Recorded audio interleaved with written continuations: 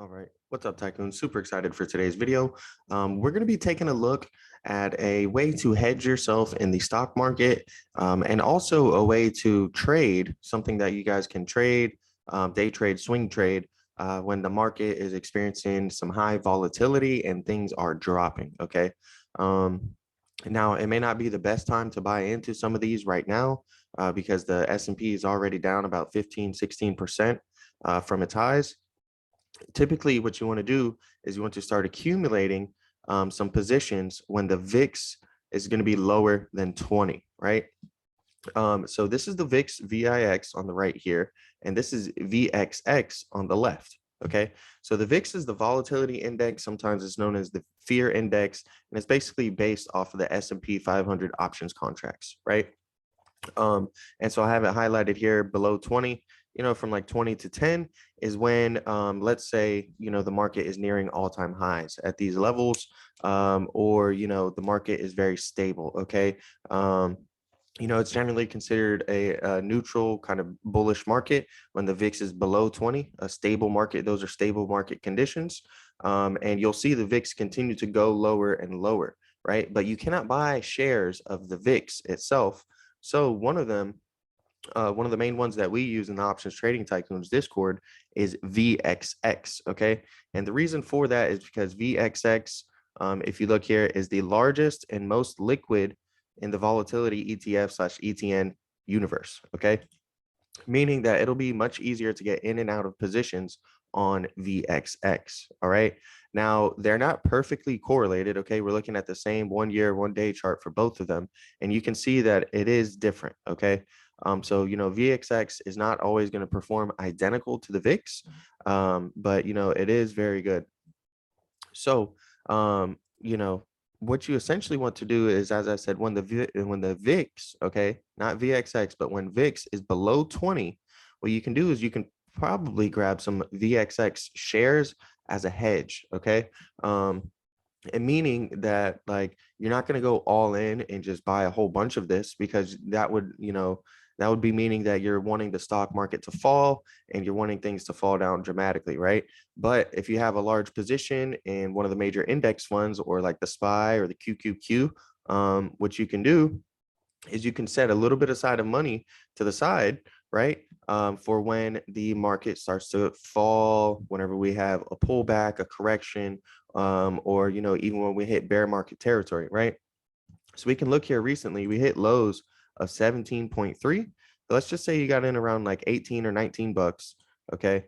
And then, this thing spiked all the way up to 41.50. Okay. That's a 125% increase on those shares right there that you just got. So to put in some perspective, let's say you have $10,000, of position in the stock market. Okay. And let's say during this time, you were at highs, and let's just say these were your all-time highs. Okay, so now your position has grown to $10,000, right? And you have some money on the sideline, and you want to protect yourself in case things pull back, right? Because they always say, buy the dip and all of these things, but how are you supposed to get these funds to actually buy the dip if you don't have just more money you can just readily quickly throw into your account and just buy more, right? If you're working with limited funds, or you already have some, this is one way. Okay, so let's say you put $500, $1,000 into VXX shares when it was low, when VIX was below 20, right? You do that, and then boom. All right, as we saw, you got that nice 100% increase. Okay, and that's what it's here for. Okay, so you want to capitalize. So once you see this thing in VXX running and your shares are exploding, right now you can take that $1,000 you put into it, right? And let's say you were able to get 100% on those. Now you have $2,000, and your stocks that you own in your long-term account, those fell 20%. So your 10 grand portfolio dropped to 8,000, right?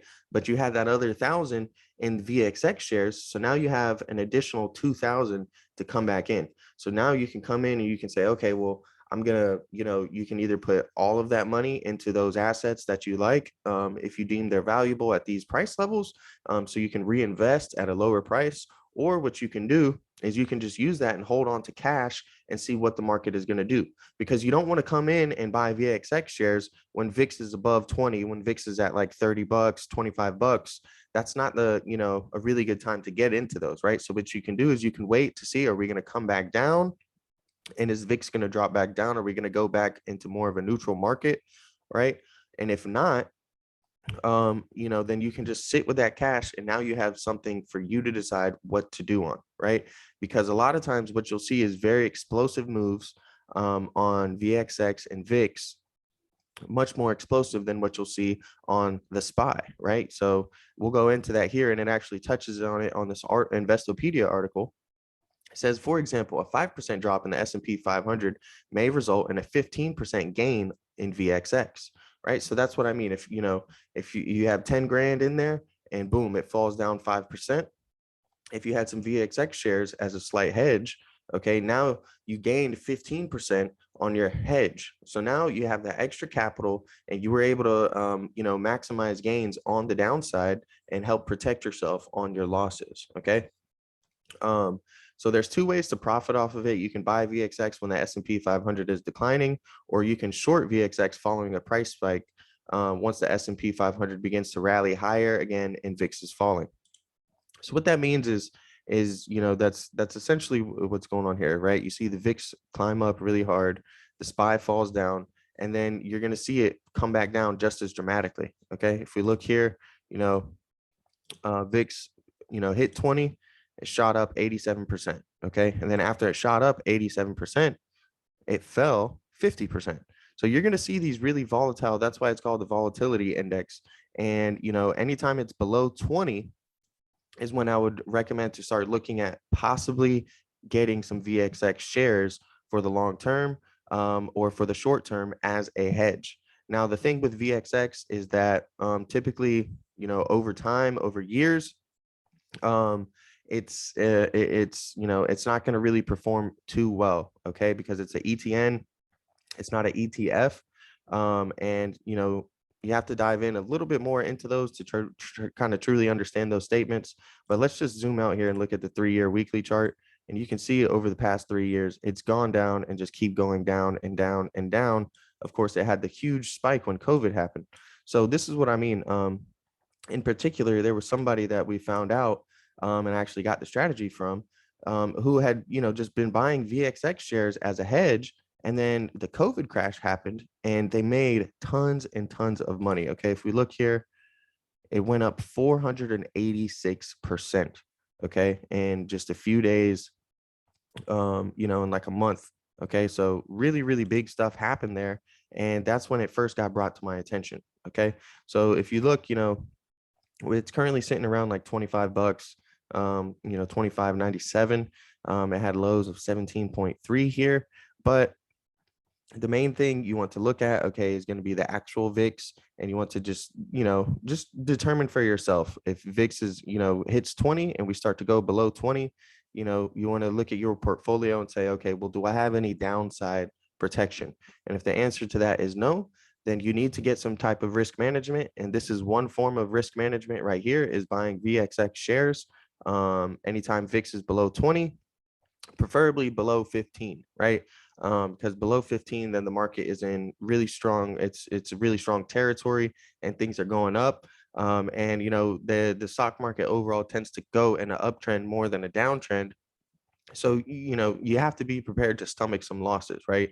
If you're holding VXX shares and your portfolio is performing really well, you can expect your VXX shares to be performing pretty bad, right? So you may not want to throw all of your money that you're looking for as your hedge right away, right as soon as VIX hits 20, because all that means is that the stock market is entering, some neutral territory, and generally speaking, the stock market performs up, and it's bullish. So, if it's in a neutral territory and it's kind of just averaging out, well, the average out for the stock market as a whole is up, right? When it comes to the major indexes. All right. So, thank you guys for watching the video. I really appreciate it. You can trade options on these as well. So, if you are an options trader, then, there really are some good swing trade opportunities in the market for these. And, as I said, this is just one form of risk management. Another form of risk management would be a stop loss or a trailing stop loss. And if you need a tutorial on how to do that, I got a video right here you can watch. It'll be really helpful. It's about 5 to 10 minutes. And this is another way, instead of owning shares of VIX or VXX, right? You can set a stop loss on your shares in your position. So that way you never lose more than what you're comfortable with, right? If you're holding a $10,000 portfolio and you don't want to see it drop below 7,500, or you don't want to see it drop below 8,000, you can go ahead and set yourself a, minus 15% stop loss, minus 20% stop loss. You can set a limit stop order at a price that you like, and then you can reevaluate if you do get stopped out. Okay, well, hey, do I want to buy back in right now, or do I want to show some patience and wait to see this play out if it's going to go any longer?